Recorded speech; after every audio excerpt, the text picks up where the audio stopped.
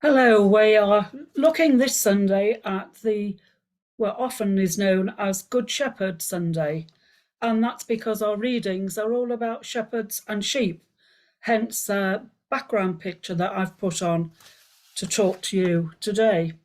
The reading is at John 10, verses 1 to 10, and the second reading is the 23rd Psalm, which we're all very familiar with. But in John chapter 10, he says, one of the verses, I am the good shepherd. I know my sheep, and my sheep hear my voice.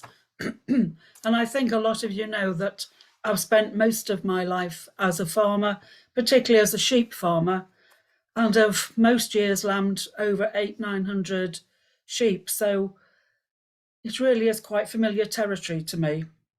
And this reading also reminds me of my time as a sheep farmer, particularly on one occasion when I needed to buy a new sheepdog. So it's not so much a sermon this time, it's more of a story with a message. And this story is from, after I think back, well over 40 years ago. I needed a new sheepdog. So I travelled up to Derbyshire with my husband to look at a working sheepdog, one that I was hoping to buy. After a long journey, we ended up at a small holding with a bungalow set very high in the Derbyshire hills. As to be expected, the elderly northerner farmer who dealt in sheepdogs was a man of few words, but plainly he was an exceptional sheepdog trainer. He opened a barn in which there were about 9 dogs, all individually tied up. Moss, the dog that I was hoping would suit me, was a young, friendly, boisterous dog of about 2.5. He was very friendly for a working collie. Jack, who was the dealer, took him out to a small, very hilly field to demonstrate how Moss would work the sheep. My husband and the dealer's son, who was also an excellent sheepdog trainer, followed us. There were about 20 sheep at the top of the hill. Jack removed Moss's lead, which, as farmers would know, was a piece of baling string, sent him off with a whistle. Moss flew off with great speed and proceeded under whistle instructions to bring all the sheep back to the dealer and down the hill with great efficiency. He was very biddable, stopped immediately when he was told, which is a great bonus for any dog, particularly a sheepdog.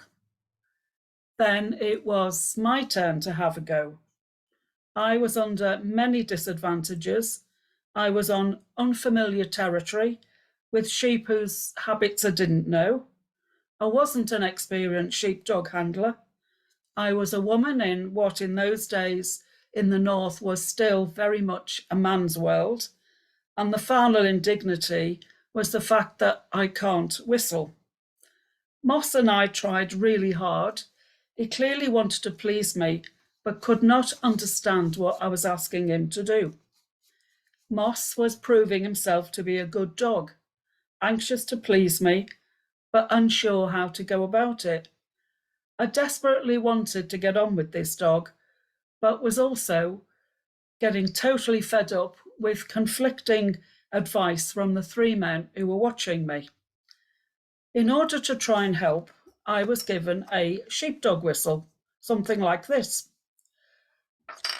which I found impossible to get any noise out of.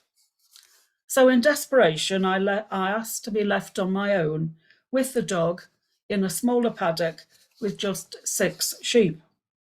This was much more successful, though not perfect, and after about half an hour, I began to realise that Moss and I could probably get on with each other eventually.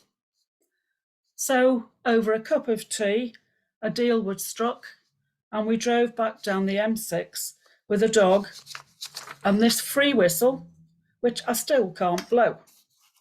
So this led me to a lot of thinking about how we listen and talk to God. Moss and I were trying very hard. He wanted to listen to me and do what I wanted him to do. He was, however, unsure of listening to a different voice and not sure if he should be obeying me or his handler. He was looking at me very intelligently, but clearly confused. And this is often what happens when we try to pray and we try to listen to God. Sometimes we're so bound up with conflicting signals around us that we try very hard to listen and be still before God. It becomes difficult because there's so much going on around us. So when Jesus, in one of his famous I am sayings that he quoted in John, Jesus said, I am the good shepherd. He was asking us to listen to him, just as a shepherd listens and knows his sheep. Jesus is our shepherd. He is our guide, our companion, our defender, and our provider. He goes in front of us to show us how to live. He takes his rod and his staff with him as a shepherd. And I've got a staff here, a sheep type stick, which our bishops still use these days. And our bishops use them to prove that they are still our shepherd and shepherd of the sheep. Jesus uses that shepherd's crook in many different ways, to guide us, to lead us, to show us the way that he wants us to take. If we walk in front of sheep with a shepherd's crook, we are guiding and leading. With a shepherd's crook like this, can bring us closer to him when we need his love, can stop us falling when we make mistakes. Because a shepherd to these days still uses a crook like this, possibly made of aluminium these days, but to catch a sheep that's escaping and bring it closer to him, as God does with us. Sometimes we can use the stick to gently prod so that we do as God wants us to do and to live as he would have us live. But in order to respond to these gentle words, I am the shepherd, we need to be alert and to listen and to understand, just as my sheepdog had to learn to listen and to understand me. We need to remember always that Jesus is our good shepherd and will lead us through the wilderness and the difficulties of life to our heavenly green pastures.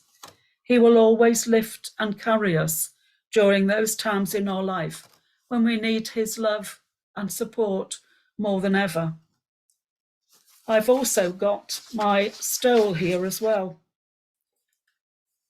which has got a shepherd's crook on it, which hopefully you might be able to see. And the shepherd's crook on the inside of my creation stole I had put on to remind me that God is always there, leading us forward and carrying us through difficult times.